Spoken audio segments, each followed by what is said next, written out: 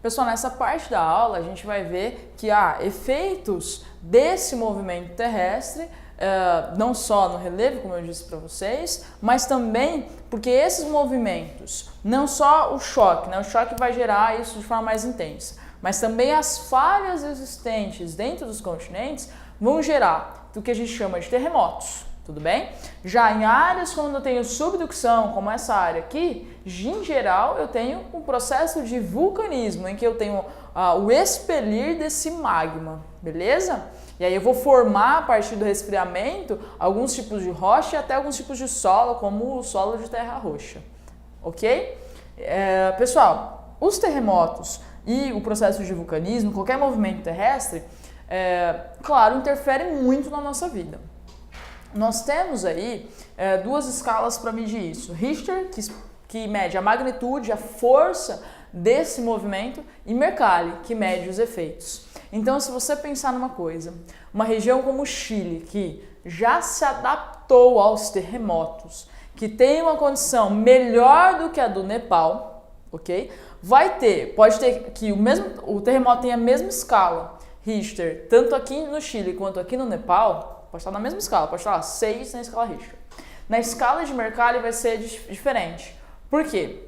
Porque aqui no Chile, como eles estão adaptados, uma boa parte das construções está adaptada, então eu vou ter menos efeitos ou menos danos.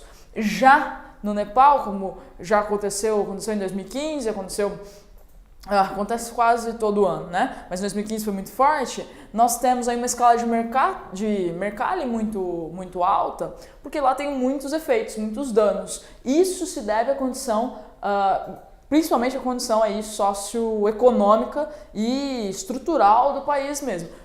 Como comparar com o Japão, que está super adaptado, mesmo estando numa região conhecida como Círculo de Fogo do Pacífico, por conter o encontro de muitas placas, ter muitas falhas. Uma região em que a atividade sísmica é muito grande. Tudo bem? Bom, pessoal, pensando nisso, quando acontece um terremoto, o ponto no centro da Terra, no centro da crosta, em que há a fratura, em que há o começo do movimento, eu chamo de hipocentro. A sua reflexão na superfície é o epicentro. É dali que vai irradiar as ondas sísmicas. Beleza? Esse processo de terremotos e vulcanismo e o processo das placas tectônicas determina os dobramentos modernos e algumas dorsais, como eu já disse. Mas além disso, eu preciso pensar agora em alguns relevos. E aqui eu tenho a definição. Assim, existe muito mais, para você não falar que eu não te contei isso, tá? Existe muito mais subdivisões do relevo do que material didático e do que vestibular cobra. Muito mais, tá? Só que a gente vai trabalhar para o vestibular com essas. Se você estiver prestando FUVEST ou FAMERP, é importante dar uma olhada mais nisso. Mas para o Enem, para o Unesp, é isso, tá? E para a maior parte dos vestibulares. E também, mesmo nos outros vestibulares, nem é tão profundo assim a divisão. Essa divisão é bem densa, assim. O que nós temos? Dobramento moderno, onde eu vou ter uma elevação, tudo bem? Eu vou ter aí planaltos em regiões onde há uma erosão significativa nas bordas. Planaltos são regiões, não é plano alto, isso não, tá? É porque o relevo se dá na comparação com os outros lugares. Então, planalto, eu vou ter processos erosivos, ou seja, de desgaste da rocha no seu entorno. Eu posso ter uma região grande dessa, que eu vou chamar de planalto, uma região menor, que é visível, é claramente visível o processo erosivo, tá? E a chapada aqui, ó, que justamente chama chapada. Tudo bem? Bom, pessoal, eu vou ter planalto, planície em regiões onde os processos erosivos no entorno não são tão intensos, depressões no processo erosivo, quando uma área é mais baixa do que as áreas ao seu redor. Uma depressão pode ser absoluta, tensa, triste, quando nós temos ela abaixo do nível do mar. Não precisa estar perto do mar, não, filho, só abaixo do nível do mar, do que a gente considera, tá bom? Bom, como eu disse para vocês, tem aí processos erosivos. Como que eles acontecem? Gente, água mole, pedra dura, tanto baixa até que fura, vento também. Então, tudo que eu tenho, como chuva, vento, mar, rio, tudo isso, inclusive calor, vai gerar um processo chamado intemperismo, que pode ser químico quando envolve a água e a água interfere na composição química da rocha, e pode ser físico quando a água, o vento ou qualquer outra ação interfere na forma física. E aí o calor, obviamente, tem um papel importante na dilatação ou contração dessa organização química das rochas. Beleza?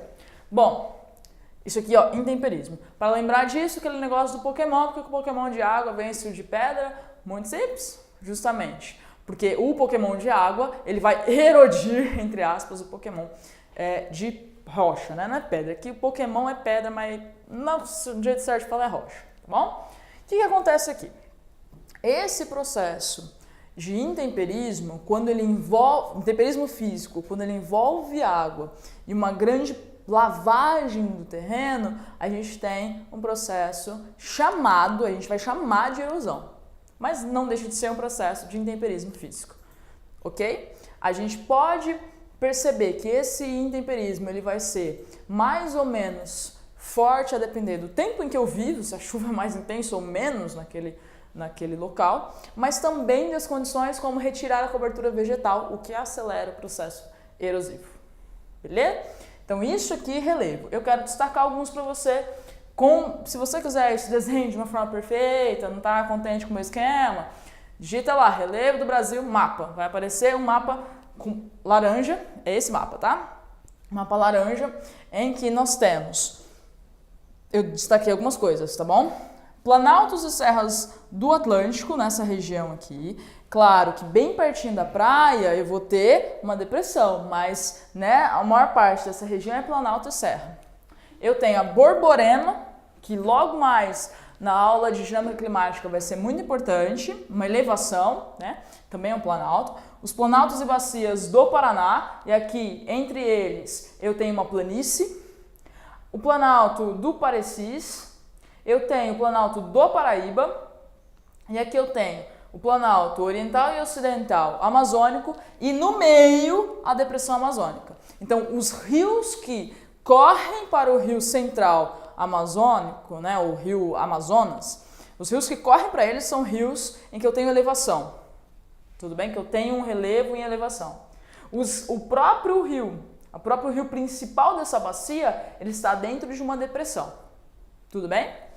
Então, essa aqui é a configuração que você precisa ter uma noção. Não decorar, mas pelo menos ter uma noção das elevações e do restante aqui, ó, planícies. Tá? Aqui uma depressão e no restante planícies. Aqui eu tenho um pouco mais também de planaltos consideráveis, né? Mas esses são os que eu destaco para vocês. Foco aqui na Borborema, que ela vai ser bastante importante no próprio clima semiárido da Caatinga, ok? Então essa é a segunda parte da aula e a terceira a gente fala mais, a terceira a gente fala mais sobre a formação geológica e aí a composição química, mas mais ou menos isso, das rochas.